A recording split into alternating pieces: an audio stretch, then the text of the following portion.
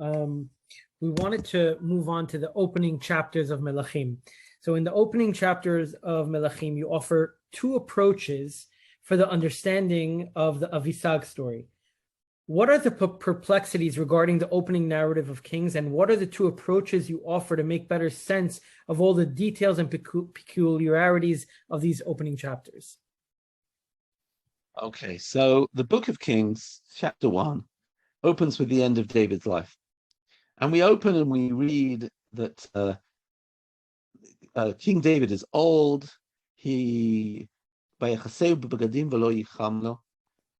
try and cover him up with blankets. He can't keep his body heat. And then his servants come up with a brilliant plan. Right, we're going to do a search around the entire country, a virgin girl, and she will stand before the king. She will serve him. She'll sleep with him, and she'll warm him up. She'll be a human body warmer. Now, this is such a strange episode to begin the book. You know, it has echoes almost of like Achashverosh, and I don't look at Achashverosh as a particularly positive. What do you mean, searching around the whole country? It seems a very un-Jewish thing. Now, I think it's actually very interesting. You have to always do the intertextual work, right? And of course, I think there's a huge difference. Achashverosh would never be acceptable in Jewish circles. Achashverosh actually brought all women to his palace. He was sexually intimate with each of them, right? And then he chose one, and maybe even more than one. Or the hikabetz betulot sheni, maybe decided to. Whereas here they choose only one woman is brought to the king. So this shows you that even though they do a national, contest, beauty contest, it still isn't something which is crude and which is abusive like the Achashverosh story. So I think that's important to point out at the outset. And yet, one sort of wonders, it's a bit strange. It's a very strange story. And one wonders, couldn't they have looked for the prettiest girl in Jerusalem? The prettiest girl in Judah? They needed such around the whole country. I mean, I know he's the king and all that, but it's a little... So what's going on? And by the way, the text then says, right, and they found this girl, Avishag Shunamit, and she was exceedingly beautiful, and indeed she kept king warm, and the king was not intimate with her. So why is this the beginning to Sefer Melachim? What exactly is going on? The rest of the chapter 1 is a story about a scramble to the throne. There is one of David's sons. David's had a lot of trouble with his sons. One of his sons is Adoniah. He's a dashing young prince, and he really wants to be king, and he decides that his father's so old that he's going to actually crown himself in his father's lifetime. And he's going to take over the throne. Meanwhile, in the palace, we have the prophet Natan, and we have Shlomo HaMelech's mother, Bathsheba, who come along to the king, and they say to the king, "Hey, David, do you know what's going on? Adoniah's crowning himself, and he's got Yoav, the head of the army, and all sorts of other people in the royal family with him. Do you really want Adoniah to be king? And you made a promise to me," says Bathsheba, "that Shlomo would be king." And the king says, "I didn't know this was happening. Go, take Shlomo, take him down to the spring, take him with the prophet and with the priest, and have him anointed, and he should sit on my throne." And David sits there with Shlomo on the throne, saying he will be the king. And Adoniah's conspiracy simply fizzles. Now, even before I get to my two readings, let me say this. The question of succession is a critical question, and that's, I think, why this book begins with it. And I'll say it for two reasons, one political and one spiritual. Obviously, the question of succession is really important for any king. He wants to make sure that he passes on to his child. Let's remember that Shaul didn't succeed in passing on the monarchy to his child, and in order to have not just to be king, but to have a Beit Melucha, to have a royal house, you have to pass on to the next generation. So it's interesting that we don't wait for David's death at the end of Shmuel, but this is the first topic, almost to say, if David can't pass on the monarchy successfully and smoothly, it's not really the thing. But I'd say this is also spiritual in dimension. Why? Because in Sefer Shmuel Bet, Perek Zion, David asks God, can I build the temple? And it's God there doesn't say, got blood on your hands. That's a Divrei Hayamim thing. That's another difference. He actually says, you're being a man of war. But you will have a son, and his name will be Shlomo, and Shalom v'sheket etem b'yamav. And when you want to make me a house, first let me make you a house. In other words, what's he saying? If you succeed in passing on the monarchy to your children, then we'll know that the kingdom is stable enough to establish a Beis HaMikdash. Succession is at the core. Okay, so now what's happening? The way I read it is this. I believe that there are a sort of a double route. Read number one is that this is a political move. What did we say? Adoniah is the upstart. He wants to make himself king. But in order to become king, how is he going to? You need to create a sense of urgency, right? Think, I don't know, in Britain right now. So how are you going to the queen to stand down or to appoint her son or whoever it is? You have to make out as if the kingdom's in crisis. It's really interesting. The people who follow Adoniah, it tells us that the people who follow him are Kol Echav b'nei HaMelech u'lechol anshe Yehuda avdei HaMelech. In other words, Adoniah is backed by the Avdei HaMelech. And now I go back to verse 2. The Avdei HaMelech are the ones who come up with the idea of Avishag. What's the idea of Avishag? It's very simple. You send a message in every hamlet, every town, every kibbutz, every moshav, and you say, the king's dying. He can't keep his body heat. We need a human body warmer. And everybody, maybe they send their daughters, maybe they don't, but everybody's like, Gewalt, what's going to happen? What's going to be if we get attacked? We need a leader quick.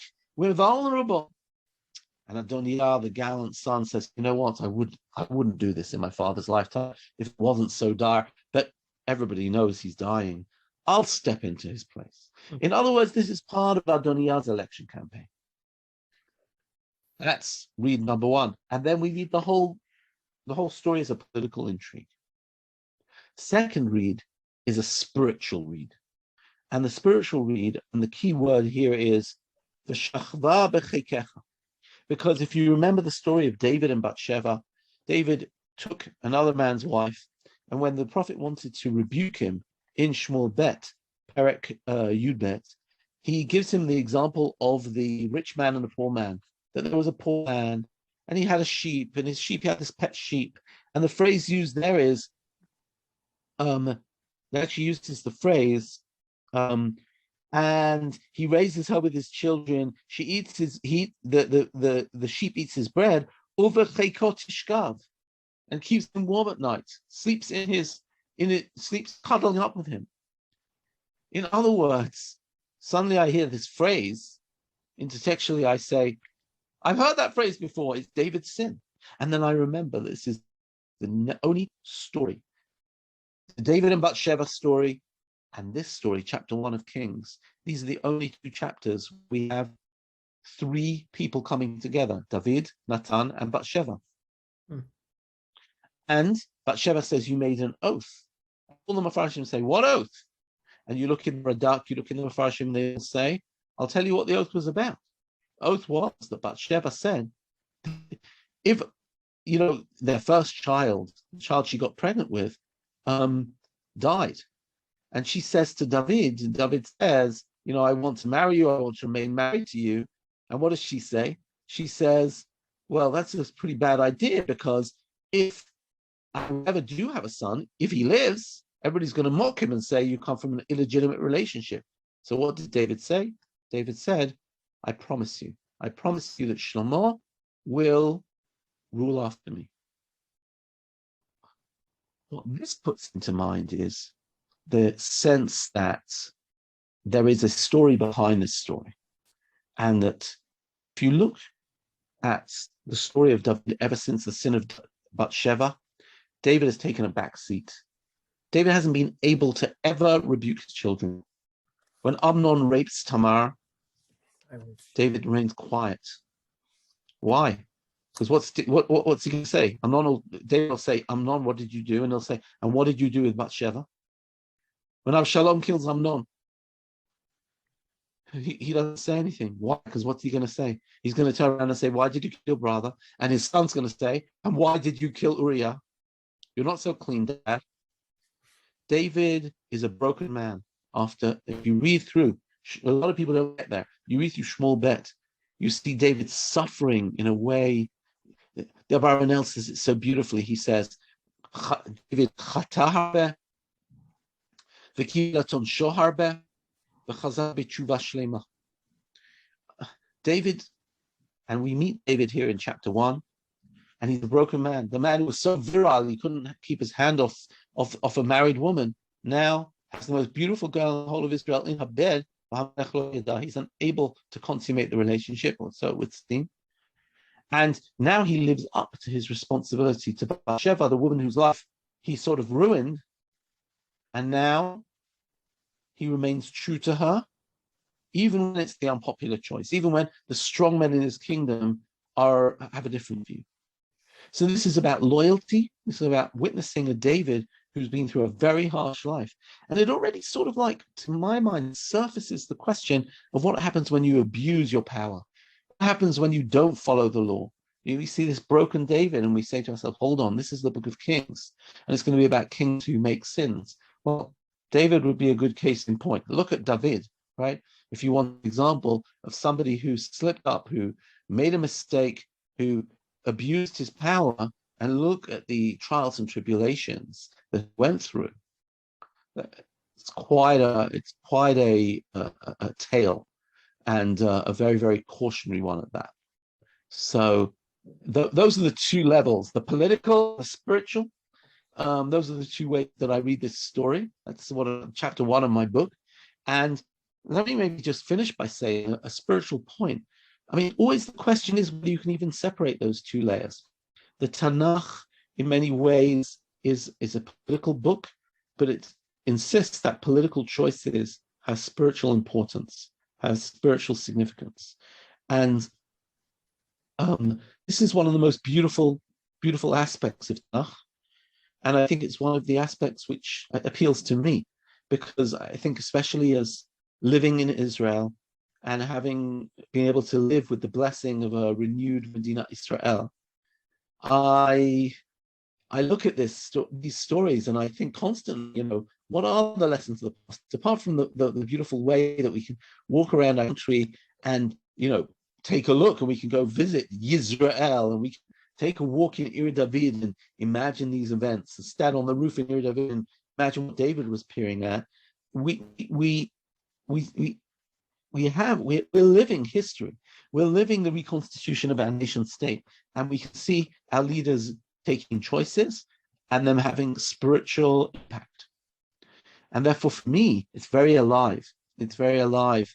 And I think part of the renewal of study of TaNaKh, which has sort of really come alive over the last, maybe half century, but, I think it's accelerated in English-speaking circles over the last 20 to 30 years, is really, to a large degree, stimulated by the return to Eretz Israel and Medina Israel. We can see these things really in motion, and it speaks to us in this regard.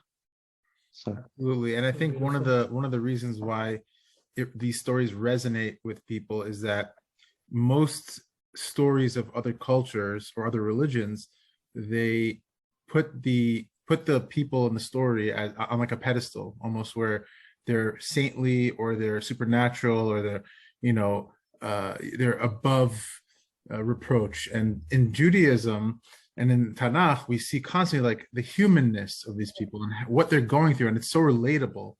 And unfortunately, there are people, there's reasons for it, but there are times where people try to say, no, he didn't really sin, he didn't really do that. But the TaNaKh is really making a point to tell us that they were so imperfect, and this is what being human is. And That's how great they are. Look at someone like David.